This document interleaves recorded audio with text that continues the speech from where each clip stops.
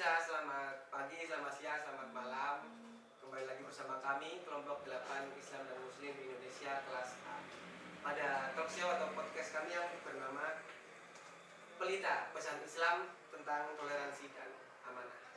Nah, pada hari ini teman-teman kita akan mendengarkan sebuah materi, sebuah obrolan yang sangat menarik mengenai Islam dan toleransi yang kami semua mengangkat tema yaitu Islam sebagai sumber toleransi menjaga kedamaian di tengah pluralitas.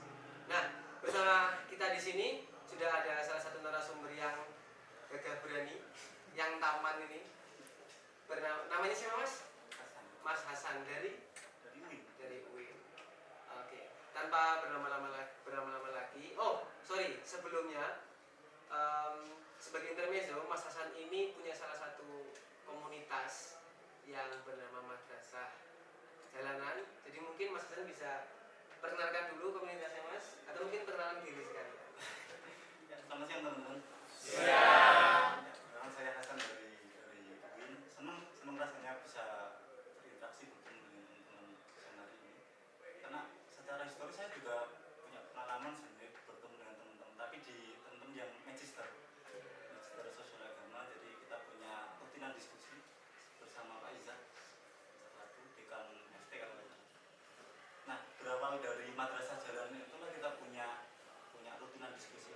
Jadi Madrasah Jalanan itu kita buat waktu 2019 COVID awal karena ini mahasiswa akhir yang berebut, kemudian kita ingin membuat satu ruang yang kecil, yang inklusif gitu, untuk sebenarnya kita niatkan untuk memberi ruang jeda karena kita kan hidup di hustle culture ya, yang dunia bergerak begitu cepat. Terkadang kita menerima informasi itu begitu banyak informasi dalam setiap harinya, entah itu dari media sosial, entah itu dari manapun.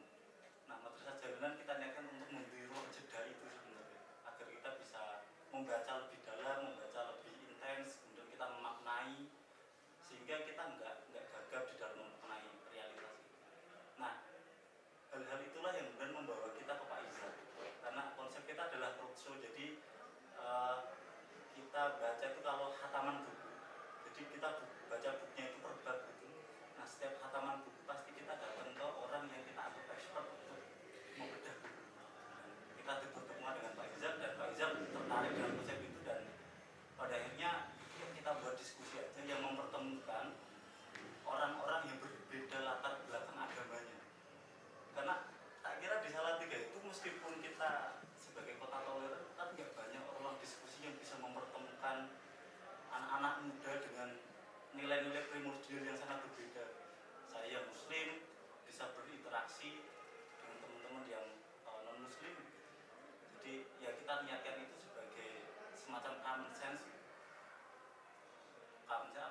ruang-ruang bersama, sebagai ruang bersama untuk ya anak-anak muda ini bertukar pikiran.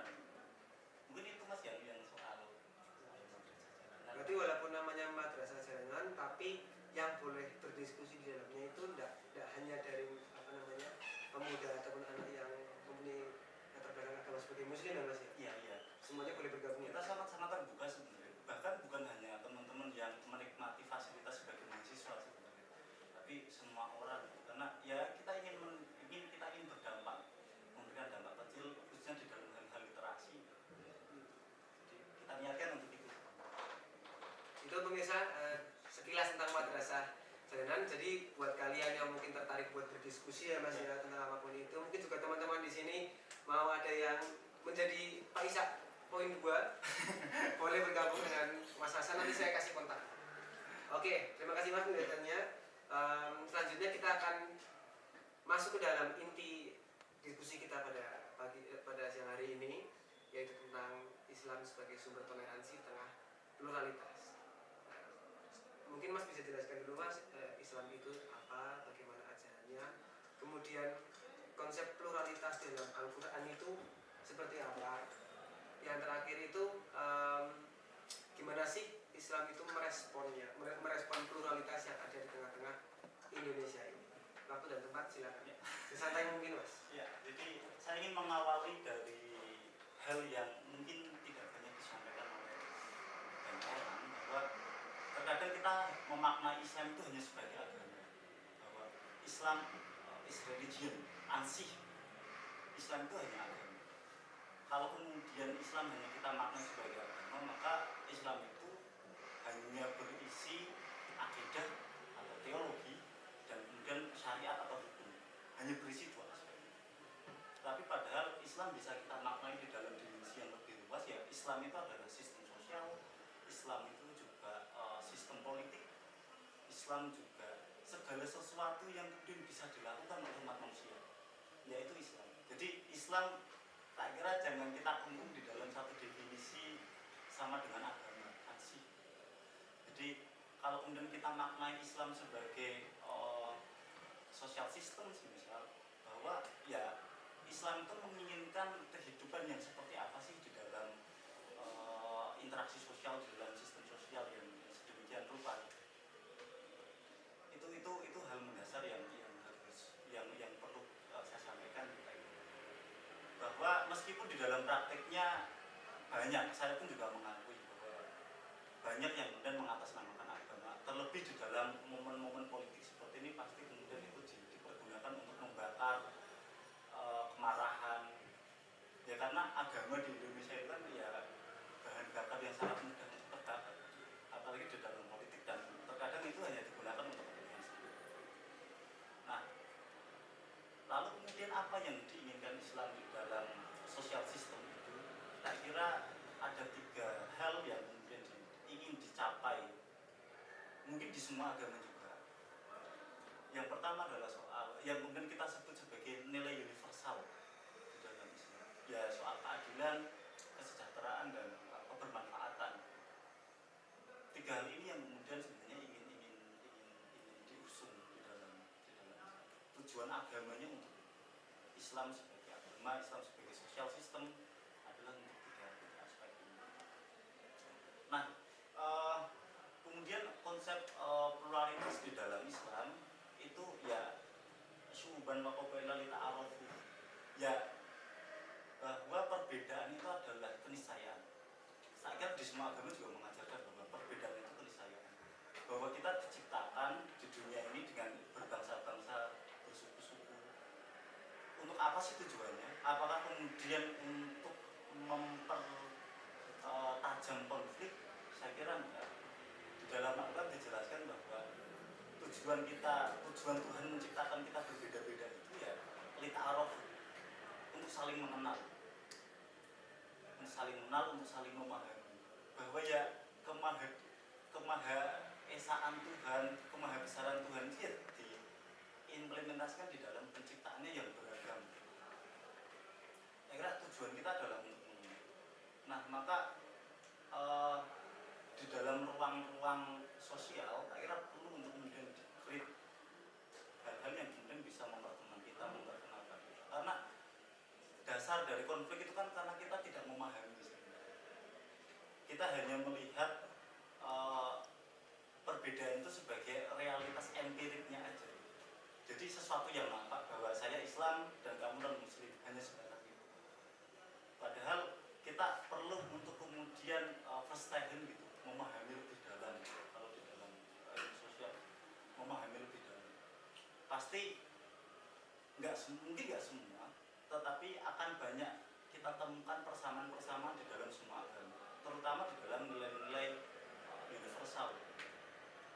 Nah, maka tujuan kita diciptakan berkelompok, berbeda-beda, bersuku-suku itu ya agar umum mengenal. Toh di dalam anatomi diri kita juga ada banyak perbedaan kok. Tangan kanan dan tangan kiri kita juga berbeda kan anatominya, letaknya. Bahwa kita sesama suku Jawa juga berbeda, sama-sama suku Jawa. Dan suku-suku yang lain tak kira ya setiap individu itu punya semacam keunikannya sendiri. Saya tidak ingin menyebutnya sebagai perbedaan, tetapi memiliki keunikannya sendiri. Ya artinya ya kita itu spesial. Kita spesial asalkan kita bisa memahami apa yang ada di dalam diri kita dan apa yang ada di luar diri kita.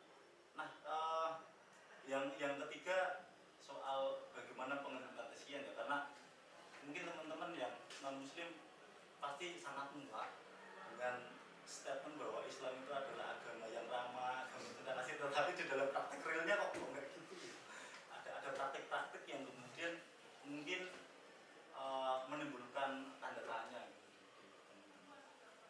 Bahwa yang saya pahami Islam itu bukan hanya izin Islam wal muslimin. Mohon maaf saya menggunakan term-term Arab ya. Bukan hanya biar kelihatan Islam banget gitu. Bukan hanya soal izin Islam wal muslimin, bukan hanya untuk kebangkitan dan kejayaan umat Islam ansih, tetapi di sisi lain Islam adalah Islam yang rahmatan lil alamin, Islam yang kemudian memberikan rahmat kepada sesama manusia, semua orang. Nah, tetapi kenapa di dalam praktiknya kemudian ada hal yang kemudian menciptakan segregasi sosial, menciptakan pemilahan sosial? Tak kira sepengalamanku di dalam mengamati soal isu-isu perbedaan konflik antar agama ya, karena seringkali isu soal pluralitas itu atau pluralisme itu hanya dilakukan melalui dialog yang sifatnya dialog kepala gitu. Padahal di dalam Islam itu sekurang-kurangnya ada 3 dialog yang mungkin harus dilakukan. Yang pertama adalah dialog kepala. Ya kita diskusi kayak gini kan, ini dialog kepala. Yang kedua adalah dialog tangan. Kita bekerja sama dalam satu kelompok, kita membuat social project bareng-bareng tanpa memandang latar belakang primordialnya, tanpa memandang latar belakang suku, agama, ras dan sebagainya. Ya itu adalah dialog tangan. Dan kemudian ya dialog hati. Dialog hati adalah puncak dari dialog-dialog yang sudah saya sebut, bahwa kalau kemudian kita sudah sering berdialog, kita sudah sering melakukan kerjasama, maka secara otomatis hati kita akan tertaut dan kita akan memahami. Oke, kita berbeda, mungkin kita berbeda, tapi kita di dalam satu konteks mungkin punya tujuan yang sama. Kita punya kesadaran bahwa kita diciptakan oleh Tuhan yang sama. Kita diciptakan Tuhan untuk tujuan yang sama. Kan gitu. Saya kira hal-hal itu yang kemudian harus kita pahami dan kita aktualisasikan. Ini juga PR buat saya yang Islam, yang mayoritas begitu, bahwa 3 dialog ini saya kira bisa menjadi jembatan untuk mempersempit potensi konflik, karena yang namanya perbedaan itu kan perbedaan itu adalah identitas dan identifikasi sosial. Ya perbedaan itu identitas, dan adanya perbedaan itulah kita diberi tugas untuk melakukan identifikasi sosial untuk menciptakan keharmonisan sosial. Jadi ada banyak teks yang bisa kita pahami kok, bahwa manusia ini kan teks ya, manusia ini kan simbol kan. Begitu juga dengan agama. Kenapa kemudian agama ada yang diaplikasikan secara khas dengan toleran, ada yang enggak ya? Ya karena ini teks, dan naturalnya teks itu pasti multi makna. Teks itu pasti multi makna, simbol itu pasti multi makna. Saya kira ya dalam kerangka itulah kemudian kita bisa tarik dengan kesimpulan, kita tarik kesimpulan bahwa ya agama sebagai teks harus kita baca, dan kita nggak bisa membaca teks itu sendiri, maka kita butuh dialog-dialog dengan banyak orang, dengan banyak latar belakang. Gitu mungkin mas ya, prawacana aja sih nanti untuk masuk di ruang diskusi yang lebih dalam. Mungkin ini mas kalau dari saya. Kemudian apa mas yang mau mas sampaikan buat mungkin orang-orang di luar sana, bukan hanya terbatas dalam lingkup muslim, tapi seluruh umat beragama di dunia yang mungkin masih mengatasnamakan agama untuk membuat konflik, menimbulkan perpecahan. Itu yang pertama mas, minta pesan buat mereka itu. Kemudian nggak adil dong kalau kita tidak minta pesan buat mereka yang sudah menerapkan, yang sudah menjaga toleransi mas. Gimana mas buat pesan-pesan itu? Saya kira yang satu hal mendasar yang harus dipahami bahwa perdamaian itu bukan tujuan. Perdamaian itu bukan tujuan, tetapi perdamaian itu adalah modal awal Indonesia itu sebagai negara yang heterogen, kenapa nggak maju-maju ya? Karena kita disibukkan dengan konflik yang sifatnya primordial. Kita disibukkan dengan konflik antar agama, sehingga kita banyak mengalami ketertinggalan di dalam pengetahuan di dalam. Kalau kemudian kita masih mempermasalahkan hal-hal yang primordial, maka kita akan selalu jadi depan. Dan ada hal yang menurut saya Mas keliru di dalam konteks itu salah. keliru di dalam konteks penjagaan terhadap toleransi. Seringkali kita melakukan penjagaan toleransi itu pada level intervensi kebijakan, tetapi kita nggak pernah melakukan intervensi di level kultural. Contohnya Salatiga, tak kira Salatiga memang oke, kota toleran nomor 2 di Indonesia, tetapi hipotesis saya ya, secara kultur belum tentu. Ini masih bisa. Nah, saya kira yang lebih penting dari toleransi bukan soal seminar moderasi beragama, tetapi adalah laku moderasi beragama. Laku. Dan saya kira untuk orang-orang yang sudah toleran, ya tidak berhenti sampai situ. Bahwa ada banyak ruang yang mungkin bisa dijadikan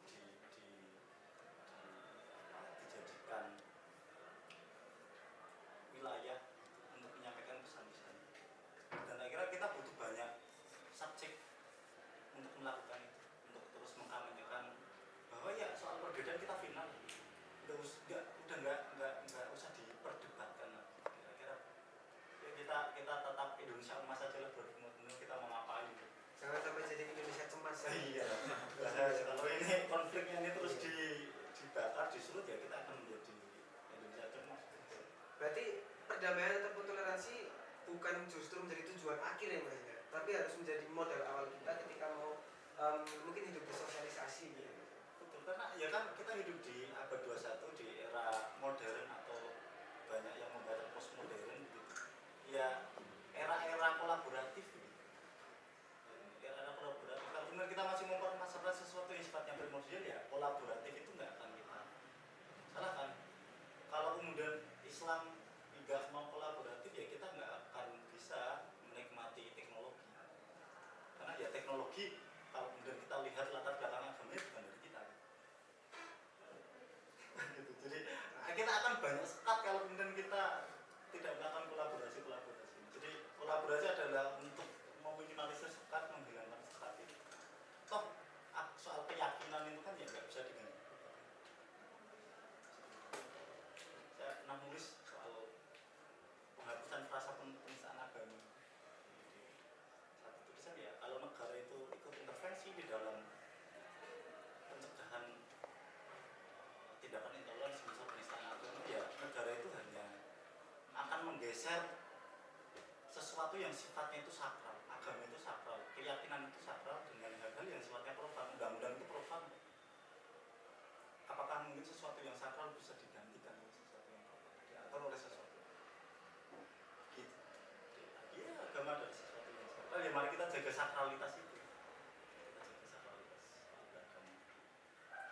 Ini kita sudah mulai masuk dalam pembahasan yang lebih dalam ya, teman-teman. Tadi kan kita cuma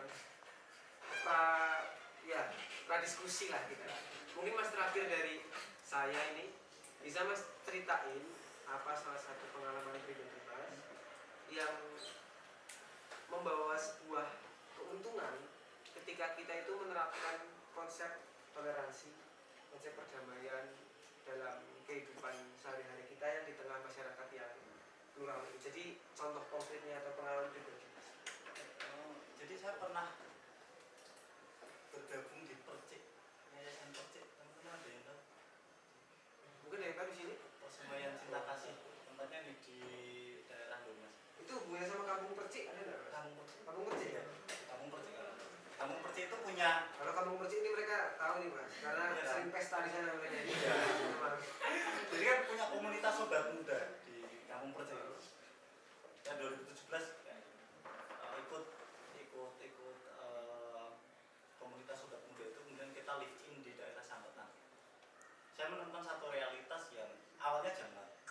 karena saya itu muslim. Saya kemudian tidur dan tinggal bersama ibu Semang yang mana suaminya adalah Hindu, istrinya Muslim, anaknya Kristen. Satu realitas yang tidak pernah saya temui sebelumnya. Kalau mungkin di perspektif hukumnya, mungkin saya akan menjustifikasi orang itu salah. Orang itu salah. Kok bisa keluarga bisa sangat heterogen itu? Karena saya hanya mengenal konsep heterogen itu di dalam masyarakat, bukan di dalam keluarga. Tapi ini bisa, dan mereka bisa berhidup berdampingan. Nah, kemudian yang saya tanyakan adalah kok bisa? Jadi kok bisa orang dengan latar belakang agama yang berbeda hidup di dalam satu rumah, menjalankan visi keluarga yang sama, dan tidak terjadi konflik apa? Nah, dari situ mereka hanya menjawab, ya agama adalah ruang private, agama adalah kesadaran, agama adalah soal kesadaran. Jadi soal kesadaran, soal keyakinan itu, ini jawaban mereka ya, itu nggak bisa diintervensi. Oke, Cep, tadi itu jawaban atas pertanyaan saya tadi ya. Masih ada lagi yang mau bertanya? Mungkin 2 orang lagi. Kerry, silakan. Kalau ini dari Ambon. Ini memang beragam, di ruangan ini pun bisa beragam. Oke Mas, tadi Mas menyinggung tentang perdamaian dan juga nilai-nilai menjaga keharmonisan. Pertanyaan saya, bagaimana pesan utama Al-Quran tentang toleransi dapat diterapkan secara konkret untuk mendukung perdamaian di masyarakat plural seperti di Indonesia? Dan apakah ada contoh sejarah dalam Islam secara kritis untuk menunjukkan keberhasilan nilai-nilai tersebut dalam menjaga keharmonisan dan tentang perbedaan? Soal pesan-pesan utama Islam dalam konteks toleransi, saya ingin menarik di dalam peristiwa Ahok di Jakarta, di mana dia menggunakan satu ayat yang kemudian itu menjadi Booming ya. apa ya, booming. Kayaknya satu Indonesia itu ini Tersinggung. merasa tersinggung semua. Dalam arti mungkin Ahok salah di dalam menggunakan ayat itu, mungkin iya. Tetapi respon berlebihannya juga itu nggak bisa kita benarkan. Kemudian memunculkan soal fanatisme soal agama itu kemudian muncul. Nah, kalau kemudian dari ayat itulah saya ingin menjawab pertanyaannya, bahwa kalau di dalam sejarah Islam ada satu peristiwa besar yang kemudian menunjukkan bagaimana Islam sangat memperhatikan soal perbedaan. Jadi sewaktu Nabi Muhammad itu melakukan hijrah dari Mekah ke Madinah, jadi teman-teman, Madinah itu adalah kota yang mungkin seperti Salatiga, banyak sukunya, berkubu-kubu. Kemudian Islam masuk ke sana, Nabi masuk ke sana. Kemudian singkat cerita, Nabi meletakkan satu hal yang kemudian bisa menjadi acuan kita semua, yaitu piagam Madinah. Apakah kemudian Nabi memerangi orang-orang yang tidak mau masuk Islam? Enggak juga. Piagam Madinah itu adalah kesepakatan bersama oleh semua suku yang ada di Madinah itu untuk hidup bersama, untuk hidup berdampingan bersama. Nabi meyakini bahwa perbedaan itu adalah realitas sosial yang nggak bisa kita hilangkan. Sama halnya juga konflik adalah realitas yang nggak bisa kita hilangkan. Yang bisa kita lakukan adalah meminimalisir terjadinya konflik, entah itu karena apa. Maka piagam Madinah itu adalah satu tonggak yang digunakan Nabi sebagai instrumen untuk mempersempit ruang konflik antar suku ini. Jadi soal agama juga tak kira bisa diberlakukan sebagai sesuatu hal yang sama. Jadi di dalam kehidupan sosial kan kita butuh yang namanya kesepakatan. Apa yang kemudian ingin kita sepakati di Salatiga, misal satu lingkup kecil, apa yang ingin kita sepakati di Indonesia? Karena saya kira saya Islam pada satu sisi dan saya Indonesia pada sisi yang lain. Jawa pada sisi yang lain. Begitu juga teman-teman. Mungkin teman-teman Kristen pada satu sisi, Indonesia pada sisi yang lain, kemudian Sulawesi pada sisi yang lain. Kita nggak bisa terlepas dari identitas-identitas yang memang sudah melekat pada diri kita. Tetapi kalau kemudian kita tidak menyadari itu, ya maka yang muncul adalah gejolak konflik. Dan tak kira dari cerita soal Piagam Madinah itu tadi, Nabi menyadari bahwa saya Islam, kemudian saya tinggal di Madinah yang memiliki keberagaman. Maka apa yang bisa kita lakukan untuk bisa hidup berdampingan? Tak kira itu hal-hal yang konkret yang menjadi peristiwa sejarah juga. Atau kemudian di dalam konteks lokal Indonesia, Wali Songo ketika memasukkan ajaran Islam juga dengan sangat lembut tanpa mungkin ada peperangan, tetapi lewat sosial, lewat budaya, lewat kultur, kemudian masuk pelan-pelan. Jadi banyak kok ajaran Islam yang kemudian ini berbau sudah. Tetapi ya itu sebagai strategi yang kita sebut asimilasi, akulturasi. Ada bumbu-bumbu. Ada bumbunya. Dan kita harus sadar bahwa ya kita Islam ya Islam yang Indonesia, kita Kristen ya Kristen yang Indonesia, kita Katolik ya Katolik yang Indonesia. Bahwa the Imagine Community itu yang menurut Benedict Anderson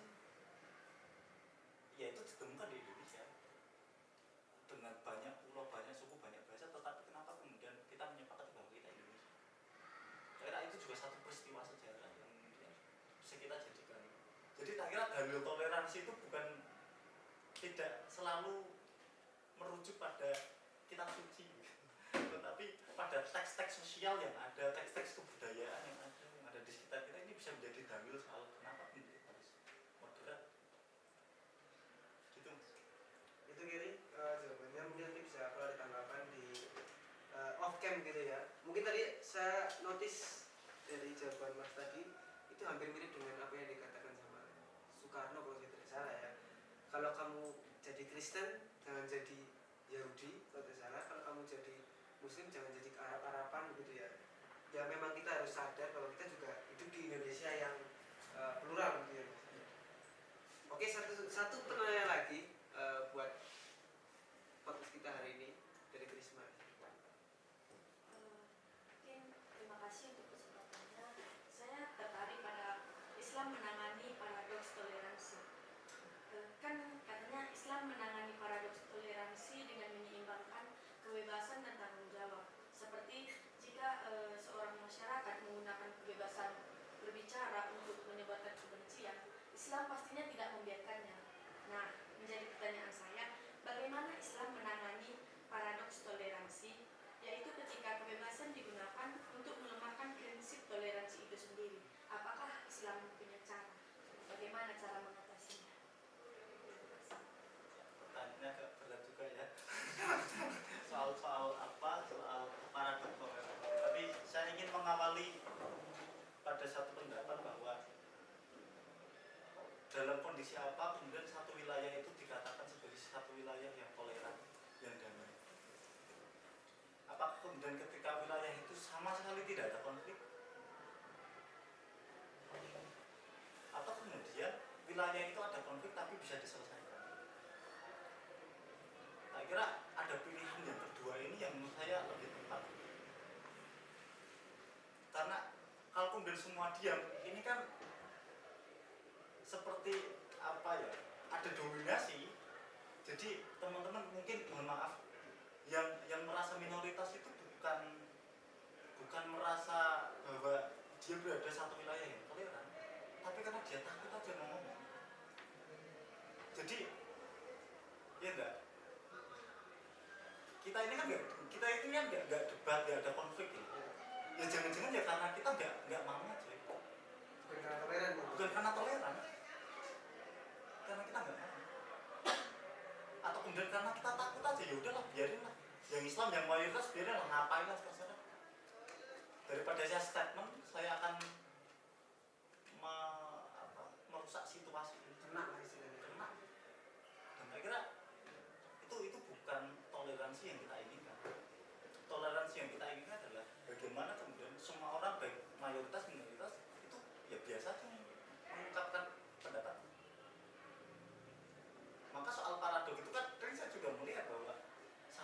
benar-benar kota toleran apa enggak sih?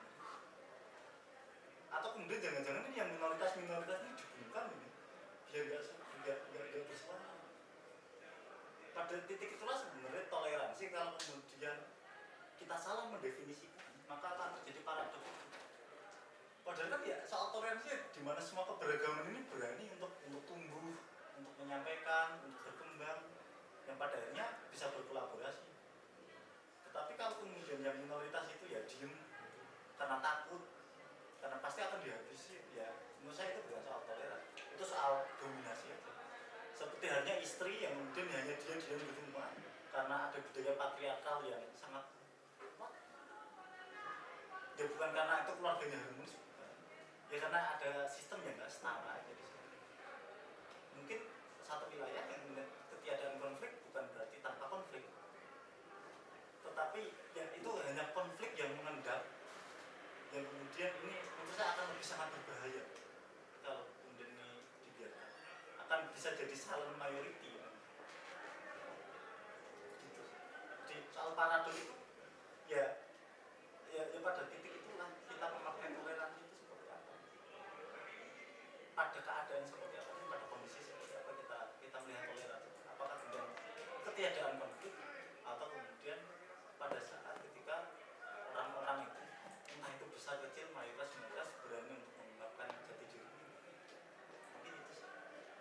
Ibaratnya mungkin kalau ini saya kasih analogi aja Mas ya. Kalau misalnya ada orang yang berpelukan, kemudian tidak ada gangguan sama sekali, terus kan mereka kadang malah nggak kuat lagi tuh pelukannya. Tapi kalau misalnya mereka berpelukan, didorong depan, belakang, kanan kiri, justru mereka akan selalu memperkuat lagi gitu ya Mas ya. Makanya toleransi yang dimaksud bukan tanpa konflik gitu ya. Tapi bagaimana konflik itu justru menguji toleransi yang sudah ada. Itu mungkin perlu menguji toleransi. oh. Saya rasanya kalau begitu orang-orang yang diem ini keluar semua malah kacau. Mungkin itu Krisma jawaban dari Mas Hasan. Nanti kalau ada tanggapan bisa diketikkan. Oke teman-teman, kita sudah mendengarkan atau mengikuti lah diskusi yang cukup panjang. Kira-kira hampir 45 menit kita berdiskusi. Sebenarnya Mas Hasan, kita dikasih waktu itu hanya 20 menit. Tetapi saya perhatikan perbincangan kita dari awal sampai akhir tadi ini tuh mereka nggak bisa dipisah, mereka selalu berhubungan. Jadi kami juga buat keputusan nggak akan kami cut juga dari 20 menit. Terserah kalau misalnya besok ada penilaian yang menjadi berkurang, maka kami bisa bilang justru itu pesannya itu satu video. Pesannya jadi kalau kamu cut artinya kami memang nggak mau dengerin tentang toleransi, itu nggak mau dengerin. Bisa jadi apa juga. Siapa yang menyampaikan saran saya? Mungkin coba bisa bilang kayak gitu. Oke Mas, kita sudah sampai di penghujung ini. Saya Shalom mewakili teman-teman di sini juga mengucapkan banyak terima kasih sudah mau membantu kami dalam pembuatan proyek tugas akhir semester kami. Saya sih berharapnya, kita semua berharapnya yang pertama apa yang kita bincangkan di sini bukan hanya kemudian kita keluar pintu kita sudah lupa, bukan seperti itu yang saya harapkan. Tapi ketika kita keluar pintu kita membawa pemahaman baru, tapi bukan hanya sekedar ide, tapi bisa kita kontekstualisasikan. Bagaimana sih kalau tadi kita bicara tentang Islam yang ataupun Indonesia yang beragam, kita pun memandang Kristen ini kan juga sangat beragam, ada banyak aliran. Kita bisa mengambil nilai-nilai universal yang tadi sudah disampaikan sama Mas Hasan, kemudian kita jadikan pedoman dalam kehidupan sehari-hari. Mungkin itu dari kami Mas, kami juga menyadari bahwa kami juga banyak kekurangan mungkin dalam menjamu Mas Hasan di sini, penyambutan kami kurang berkenan atau apapun kesalahan kami mohon maaf. Dan harapan saya yang kedua adalah semoga komunikasi kita tidak hanya sampai di sini. Mungkin kita besok di luar sana ada ketemu Mas Hasan ketemu kita bisa saling tegur sapa, bisa saling diskusi mungkin di lain tempat dan lain tempat. Oke pemirsa, itu perbincangan kita pada siang hari ini dari awal hingga akhir tadi sudah kita diskusikan. Saya berharap teman-teman semua yang menonton ini bisa nonton full, jangan 20 menit aja, tapi bisa dari awal sampai akhir karena Mungkin sekian dari kami. Bisa lihat ke kamera semuanya. Kita ucapkan bye-bye bareng-bareng. 1, 2,